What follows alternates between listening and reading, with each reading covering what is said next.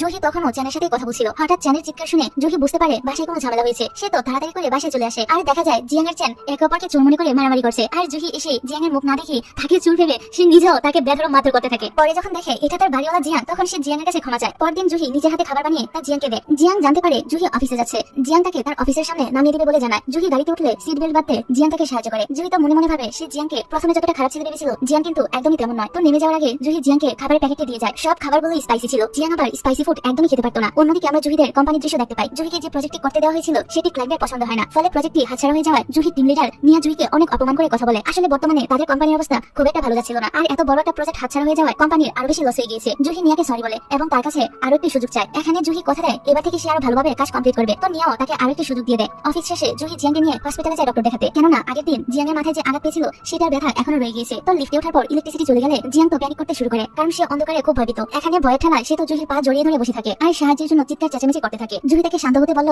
Jiang থামে না। এখানে ওর এই অবস্থা দেখে জুহির তো অনেক বেশি হাসি পাচ্ছিল। হসপিটাল থেকে ফেরার সময় কথায় কথায় জুহি বলে সে পার্টি এর জন্য একটি ডিজাইন তৈরি করেছে। জিয়াং বুঝতে পারে জুহি তার কোম্পানির জন্য ডিজাইন তৈরি করেছে। পরের সিনে আমরা দেখি জুহি ওর বাসার চাবি হারিয়ে ফেলেছিল। এই জন্য বাসার ভিতরে ঢুকতে না পেরে দরজার সামনে বসে থাকে। জিয়াং তখনই বাড়িতে ফিরে আসছিল। জুহির অবস্থা দেখে জিয়াং তাকে বলে, আজ তুমি আমার বাসায় থাকতে পারো। কিন্তু আমাদের জুহি অনেক বেশি অ্যাটিটিউড নিয়ে বলে সে তার বাসায় থাকবে না। তারপর দরজা লক খোলার জন্য মেকানিকের কাছে কল করে। মেকানিক জানায় তার আসতে 3 ঘন্টা দেরি হবে। বেচারি জুহি এবার বসে বসে অপেক্ষা করতে শুরু করে। আর জিয়াং তো তার মজা নিতে থাকে। জিয়াং আরো একবার জুহিকে তার বাড়িতে আসার কথা বলে। বিপদে পড়ে জুহি এবার জিয়াং এর বাড়িতে চলে আসে। জুহি জিয়াংকে জিজ্ঞাসা করে সে কি জব করে। জিয়াং মিথ্যা বলে যে সে একজন সাধারণ ওয়ার্কার। জুহি জিয়াং এর কোম্পানির নাম নিয়ে বলে এবার আমাদের কোম্পানির সাথে ওই কোম্পানির একটা ডিল হতে চলেছে আর প্রজেক্টটি আমাকে কমপ্লিট করার দায়িত্ব দেওয়া হয়েছে। জিয়াং জুহির কাজের জন্য বেস্ট অফ লাক জানায়। তারপর জুহি সারা রাত জেগে জিয়াং এর কোম্পানির জন্য প্রজেক্ট ডিজাইন করে। পরের দিন জিয়াং এর কোম্পানিতে প্রেজেন্টেশন দেওয়ার দিন ছিল। জুহি সুন্দর করে রেডি হয়ে জিয়াং এর অফিসে চলে আসে। কিন্তু সে জানতে পারে তার জায়গায় প্রেজেন্টেশন দিবে নিয়া। এমনকি নিয়া প্রজেক্ট কমপ্লিটের সম্পূর্ণ ক্রেডিট জুহিকে না দিয়ে সেখানে নিজের নামটা লিখে দেয় আর জুহিকে এখন বাসায় ফিরে যেতে বলে। এসব কিছু দেখে জুহি তো অনেক কষ্ট পায়। তার মনটা প্রচন্ড খারাপ হয়ে যায়। সে মন খারাপ করে অফিস থেকে বের হয়ে আসে। অন্যদিকে প্রেজেন্টেশন দেওয়ার সময় জিয়াং জুহির জায়গায় অন্য একটা মেয়েকে দেখে বুঝতে পারে